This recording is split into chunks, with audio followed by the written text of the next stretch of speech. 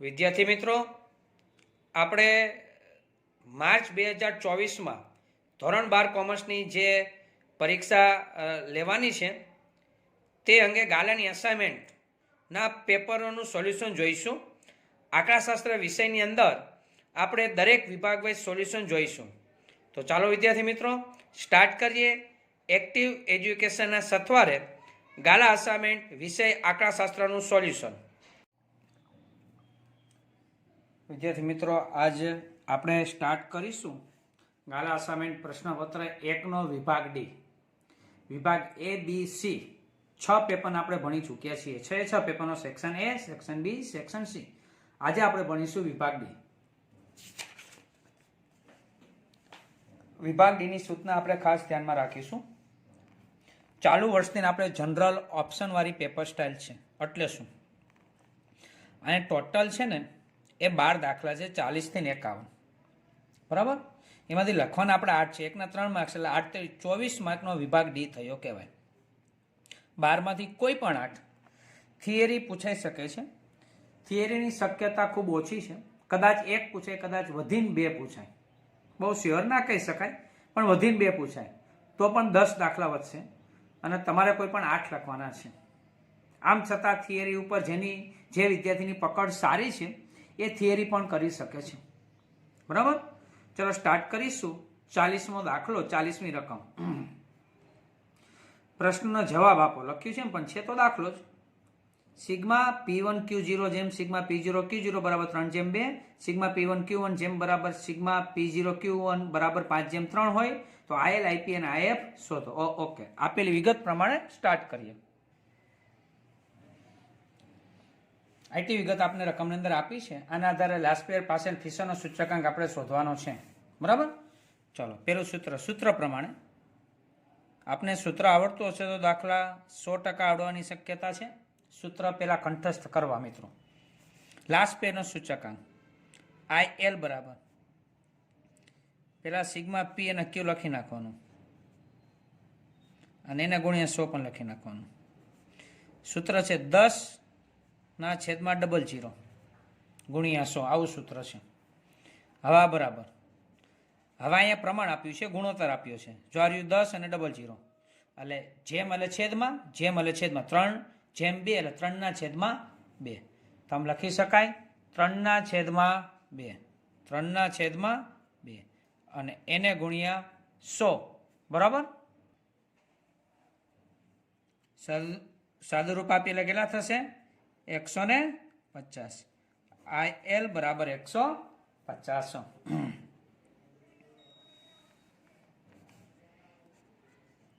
IP પાસેનો સૂચકાંક પહેલા આપણે sigma P અને Q લખી નાખીએ અને એને ગુણ્યા 100. અહીંયા 10 હતા, અહીંયા 11 થશે. અહીં 0 0 હતા, અહીંયા 0 1. ટૂંકમાં અંશ અને છેદમાં એક એડ કરવાનો, એક ઉમેરવાનો છે. 10/00 10ની જગ્યાએ 11, 0 0 ની જગ્યાએ 0 1 અને એને ગુણ્યા 100 એટલે 11/0 1. રકમની અંદર અહીં આપ્યું છે 11/01 બરાબર 5/3 એટલે કે 5/3 ગુણ્યા 100. 5/3 ગુણ્યા 100 એ આપણે કેલ્સીની અંદર કરીએ. 5/3 એને જે બરાબર આવે ડાયરેક્ટ ગુણ્યા 100 એટલે પોઈન્ટ પછી 2 આંકડા લઈએ છીએ. 166.66 એટલે 67 થશે મિત્રો. 166.67 આ થઈ ગયો પાસેનો સૂચકાંક. હવે આવશે ફિશરનો સૂચકાંક IF બરાબર IL ગુણ્યા IP કરી શકાય છે. IL ગુણ્યા IP. IL કેટલો મળ્યો મને? 150. IP કેટલો છે? 166.67. ચલો, એ બંનેનો ગુણાકાર અને એનો વર્ગમૂળ કેલ્સીમાં કરીએ. 150 ગુણ્યા 166.67 બરાબર એટલા આવે છે 25,000.5 ઇન રૂટ. હવે વર્ગમૂળની અંદર આપણે કરીએ તો જવાબ આવે 158.11 થાય છે. બરાબર? દેખાય છે તમને? અને ત્રીજો આંકડો 5 કે 5 કરતાં વધુ છે એટલે 11 ના 12 થાય 158.12. 158.12. 3 માર્ક્સની અંદર 3 વિગત પૂછાઈ શકે છે. આવો દાખલો 2 માર્કમાં પણ પૂછાય. આપણી તૈયારી હોવી જોઈએ 2 કે 3 માર્ક્સની અંદર પૂછાઈ શકે છે. એના પછીનો દાખલો 41 એ થિયરી છે. તફાવત આપો અચલ આધારની રીત અને પરંપરિત આધારની રીત. પેલા ચેપ્ટરનું છે આમ. તો અચલ આધારની રીતમાં સામાન્ય ઘટનાવાળા વર્ષને આધાર વર્ષ તરીકે લેવામાં આવે છે. એને અચલ આધાર કહેવાય, સામાન્ય વર્ષ. પરંપરિતમાં જે વર્ષનો સૂચકાંક મેળવવાનો હોય તેના આગળના વર્ષને જ આધાર વર્ષ તરીકે લેવામાં આવે. ટૂંકમાં દાખલા આવડતા હોય બંને રીતના તો થિયરીના મુદ્દા લખી શકાય. આમાં કોઈ એક જ વર્ષ લેવામાં આવે, આમાં એનું આગળનું વર્ષ જેની ગણતરી કરતા હોય. એટલે એક મુદ્દો થઈ ગયો. 3 માર્ક્સનો પ્રશ્ન છે, યાદ રાખજો. સમયના સમગ્ર ગાળા માટે આધાર વર્ષ અચલ રહે એટલે બદલે નહીં. દાખલો કર્યો હોય છેદ એટલે એ બદલશે નહીં.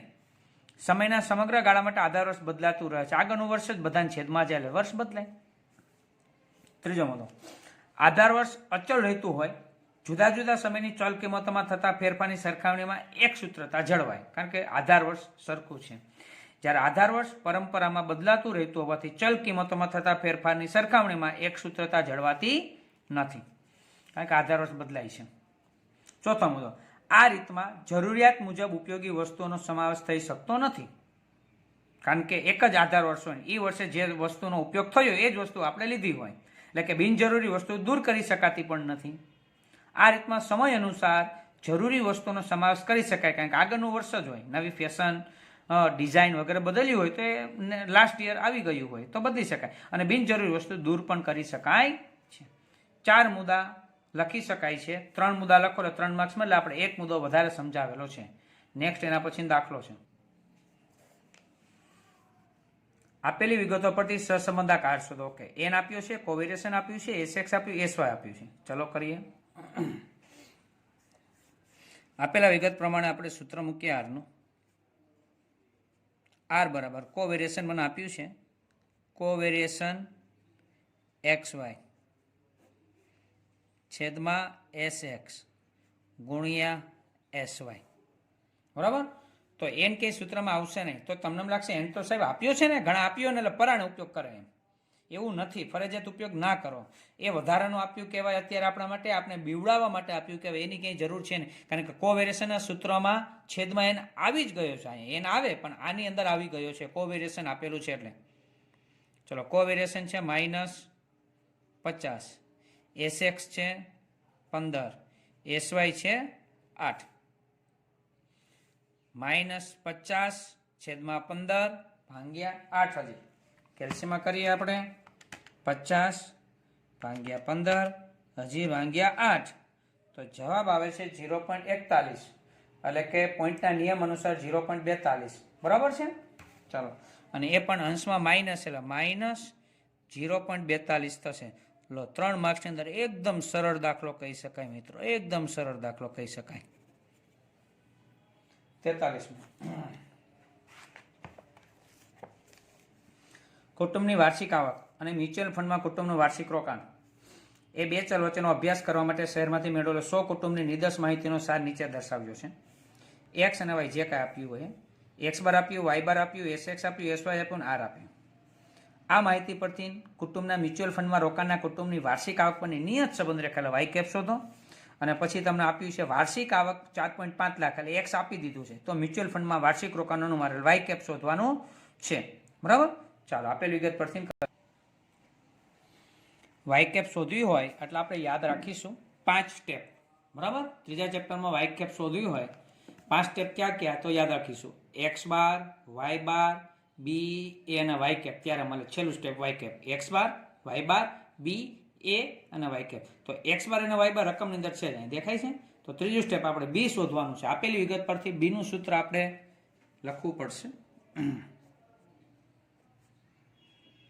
આપેલ વિગત પ્રમાણે, વિગત એટલે તમને દાખલામાં આર આપ્યો છે, સહસંબંધ આપ્યો છે. આર ઇન્ટુ એટલે ગુણ્યા SY upon SX, SY upon SX. બરાબર. સૂત્ર ભૂલાવવું જોઈએ નહીં. સૂત્ર આવડશે તો જ દાખલો આવડશે. આર કેટલું છે 0.65 ગુણ્યા એસવાય કેટલું છે તો કે 12.8 એસએક્સ કેટલું છે તો કે 1.2 કેલ્શિયમ આપણે ગુણાકાર કરીએ 0.65 ગુણ્યા 12.8 એને ભાગ્યા 1.2 ઓકે 6.93 આપણે આવે છે બરાબર અને પોઈન્ટ પછી 93 જ રહેશે 94 નહીં થાય તો અહીં આપણે મળ્યો 6.93 બી બરાબર 6.93 બરાબર હવે બી પછીનું સ્ટેપ આવશે એ તો એ કઈ રીતે મળશે એનું સૂત્ર છે એ બરાબર વાય બાર માઇનસ બી એક્સ બાર તો વાય બાર કેટલું છે આપણી પાસે વાય બાર છે 40.5 બી કેટલું છે 6.93 આપણે શોધ્યું છે એક્સ બાર કેટલું છે 5.5 આ 40.5 6.93 ગુણ્યા 5.5 એ આપણે કેલ્શિયમમાં કરીએ 6.93 ગુણ્યા 5.5 બરાબર 38.11 એ આપણો એ આવે છે બરાબર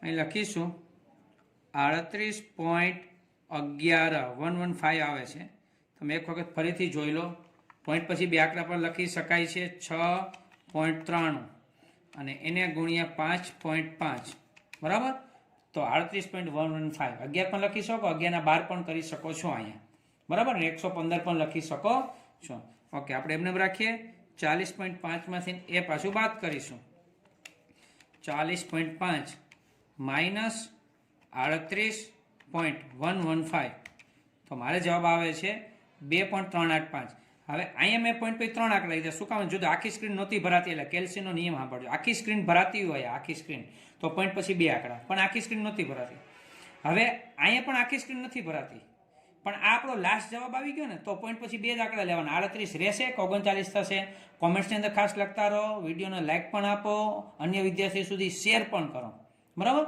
જય શ્રી કૃષ્ણ લખો જય સ્વામિનારાયણ લખો જય શ્રીરામ લખો અને કોમેન્ટ્સ પણ આપો કંઈક ને કંઈક એટલે 2.38 નું કેટલું થશે 2.39 કારણ કે લાસ્ટ જવાબ છે 2.39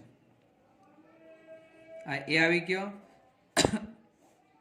હવે મને શોધવાનું કીધું છે વાય કેપ હું લખીશ વાય ની એક્સ પરની નિયત સંબંધ રેખા નિયત સંબંધ રેખા વાય કેપ બરાબર એ પ્લસ બી એક્સ એ કેટલા છે 2.39 પ્લસ બી કેટલા છે તો કે 6.93 એક્સ બરાબર આપણી વાય કેપ થઈ હજી એની અંદર એક પ્રશ્ન પૂછ્યો હતો એની ગણતરી એમાં કીધું હતું કે ભાઈ વાર્ષિક આવક 4.5 લાખ એ એક્સ છે વાર્ષિક આવક એક્સ છે 4.5 તો મ્યુચ્યુઅલ ફંડ એટલે કે વાય કેપ શોધો બરાબર એમાં રોકાણ કેટલું કરવું પડે એટલી આવક જોતી હોય તો વાય કેપ બરાબર મારી પાસે જવાબ હતો 2.39 પ્લસ 6.93 એક્સ 2.39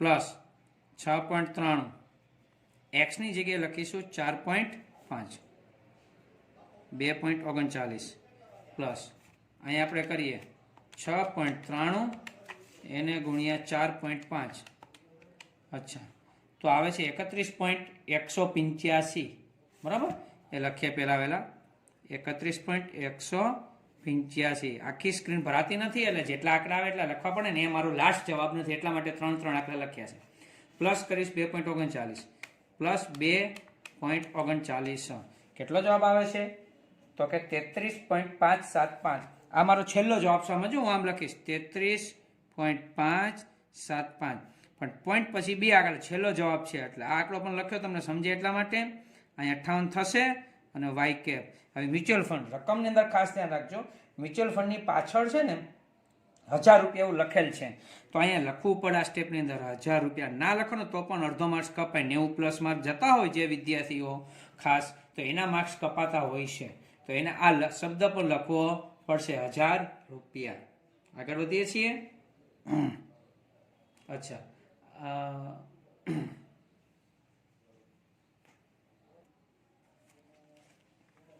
44મો દાખલો. નિયત સંબંધના ગુણધર્મો જણાવો. નિયત સંબંધ રેખા હંમેશા કયા બિંદુમાંથી પસાર થાય? થિયરી. તેના ગુણધર્મો નિયત સંબંધાકના એટલે કે બી ના સહસંબંધ આર અને નિયત સંબંધાક બી બંનેના ચિહ્નો સમાન હોય.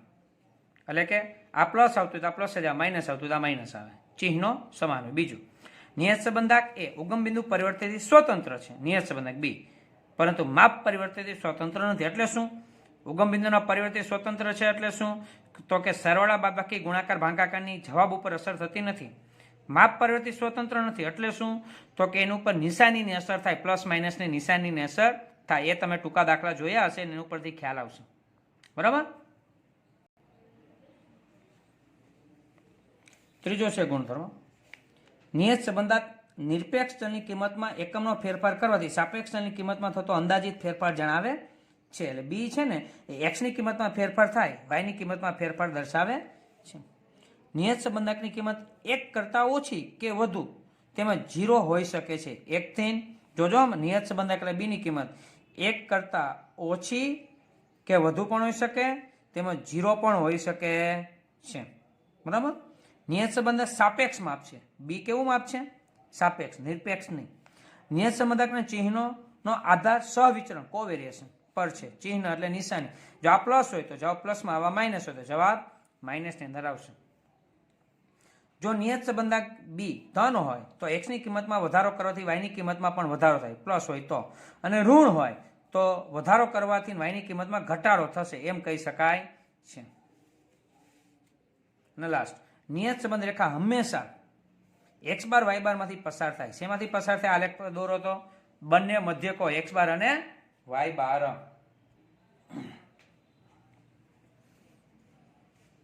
45મો દાખલો. એક સામયિક શ્રેણીના ચલ માટેની નીચેની માહિતી પરથી સુરેખ સમીકરણનું અનાયોજન કરો. n4 સિગ્મા વાય 270 અને સિગ્મા ટી વાય 734. ઓકે. જો વિગત ફક્ત આટલી આપી છે ને, વાય કેપ શોધવાનું છે. વાય કેપનું સૂત્ર a પ્લસ બી ટી, ચોથું ચેપ્ટર છે એટલે a પ્લસ બી એક્સ નહીં આવે, a પ્લસ બી ટી. તો એ શોધવા માટે 3 વિગત જ આપી છે. એના આધારે શેની જરૂર પડશે જોઈએ છીએ આપણે. પેલા n4 આપ્યા છે, આના પરથી આપણે કહી શકીએ કે અહીં ટી બરાબર, ટી એટલે સમય, n4 છે એટલે 1 2 3 અને 4 થાય. એના પરથી લખી શકાય ટી એટલે સિગ્મા ટી બરાબર કેટલું થાય? તો કે 1 પ્લસ 2 પ્લસ 3 પ્લસ 4, 4 ને 3 7, 8 9 ને 10 થશે. સિગ્મા ટી બરાબર 10. અને એના પરથી કહી શકાય ટી સ્ક્વેર, ટી નો સ્ક્વેર 1 નો સ્ક્વેર 1, 2 નો સ્ક્વેર 4, 3 નો વર્ગ 9, 4 નો વર્ગ 16. તેથી સિગ્મા ટી સ્ક્વેર બરાબર 1 નો વર્ગ 1 હતો, પ્લસ 4 પ્લસ 9 પ્લસ 16, 16 ને 4 20, 20 ને 9 29, 29 ને 30. ચલો, હવે જે રીતે વાયકેપ શોધવા માટે હમણાં દાખલો જો 5 સ્ટેપ, એમ અહીંયા પણ ચોથા ચેપ્ટરનું વાયકેપ શોધવા માટે 5 સ્ટેપ. ક્યાં 5 સ્ટેપ? તો કે અહીંયા જ્યાં એ દાખલાની અંદર આપણે એક્સ આવતો હતો ત્યાં આયા ચેપ્ટરમાં ટી આવશે. ટી એટલે T bar, Y bar, B, A અને Y cap. T bar, Y bar, B, A અને વાય કેપ લાઈનમાં શોધાશે. તો પેલા T bar. T bar, T bar એટલે શું? તો કે sigma T upon N. Sigma T, T નો સરવાળો કેટલો છે? 10. એન કેટલું છે? તો કે 4. 10 ભાગ્યા 4 2.5. એ જ રીતે વાય બાર. બીજું સ્ટેપ, વાય બાર શું? તો કે sigma Y upon N. Sigma Y રકમની અંદર આપ્યું છે 270. એન છે 4. 270 ભાગ્યા 4 કેલ્શિયમ આપણે કરીએ 270 એને ભાગ્યા 4 તો તો 67.5 આવે છે, 67.5. હવે ત્રીજું સ્ટેપ બી. બીનું સૂત્ર, જે સૂત્ર બીનું ત્રીજા ચેપ્ટરમાં આવતું હતું નિયત સંબંધમાં, એ જ સૂત્ર અહીંયા ફક્ત એક્સની જગ્યાએ ટી આવી જશે. અહીંયા આવશે એન સિગ્મા ટી વાય અથવા Y T, sigma T Y minus sigma T sigma Y upon N sigma T square minus sigma T square.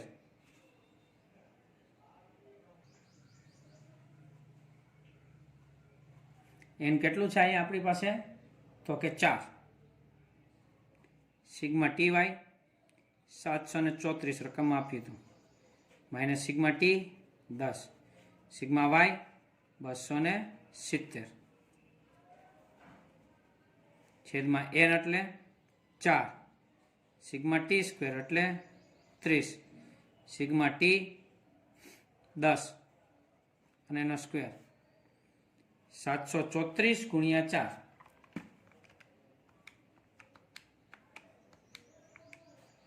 29, 36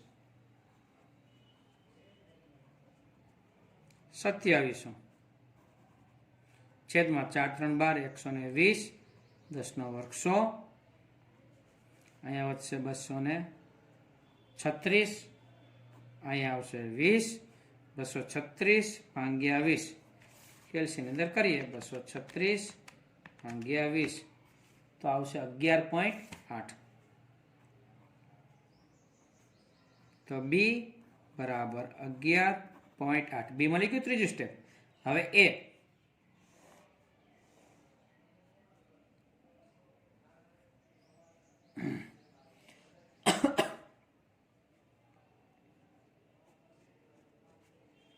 એ બરાબર વાય બાર માઇનસ બી ટી બાર. એક્સની જગ્યાએ ટી આવે છે, વાય બાર તો આપણે શોધ્યું છે ક્યાં ગયો? 67.5. બી તમે શોધ્યું 11.8, ટી બાર તમે શોધ્યું છે 2.5. આ 67.5 11.8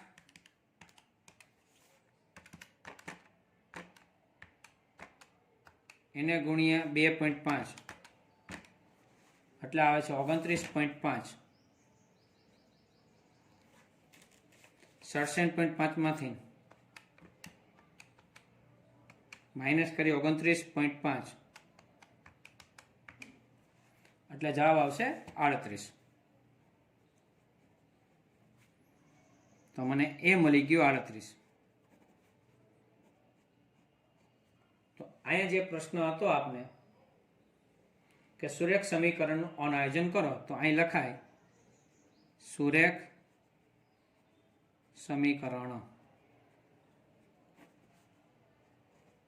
વાય કેપ બરાબર એ પ્લસ બી ટી.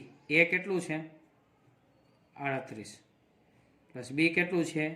11.8 અને ટી. 3 માર્ક્સ આ દાખલાને મળશે. તો વિદ્યાર્થી મિત્રો, આ વિડીયોની અંદર અહીં સુધી રાખીએ છીએ. 6 દાખલા આપણે 6 પ્રશ્ન ભણીએ. નેક્સ્ટ વિડીયોની અંદર આ જ વિભાગના આ જ પેપરના બાકીના 6 દાખલા ભણીશું. ત્યાં સુધી બધાને જય સ્વામિનારાયણ.